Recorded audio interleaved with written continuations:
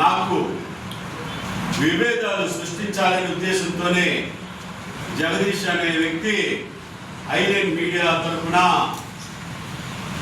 మద్యం తాగిన మత్తులో ఎవరో ఇచ్చిన మద్యం బాటిల్కి డబ్బులకి అమ్ముడుపోయి ఈ పని చేశాడని నేను ఆరోపిస్తున్నాను. నేను ఆ రోజు కూడా ఆడియో రిలీజ్ చేసిన రోజు కూడా అదే 5 గంటలకి 4 గంటలకు ఎప్పుడు ఇచ్చారంట. నేను మీ అందరూ కూడా చాలా మంది తెలుసు, బాల్య నివాసంలోనే ఉన్నాను. ఆ రోజు కూడా ఓజీ సినిమా టికెట్ల విషయంలో బాల్య శ్రీనివాసరెడ్డి గారు నాకు ఒక బాధ్యత ఇచ్చారు. జనసేన నాయకులకి, పవన్ కళ్యాణ్ అభిమానులకి అందరికి కూడా సినిమా టికెట్లు అందే విధంగా చూడమని నాకు ఆ బాధ్యత అప్పచెప్తే నేను ఆ బాధ్యతలో నిమగ్నమై ఉన్నాను. ఆ టైంలో రికార్డు వచ్చింది. నాకు చాలామంది ఫోన్లు చేసి చెప్పినా నేను లైట్కి తీసుకున్నాను.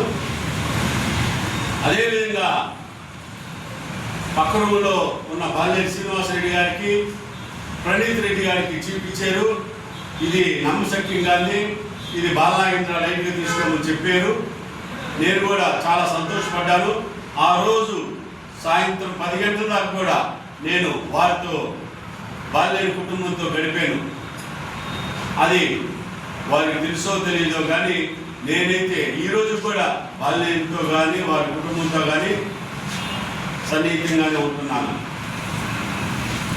ఆ రోజున నేను తెల్లారి మరుసటి రోజున ఐలైన్ యజమాన్యం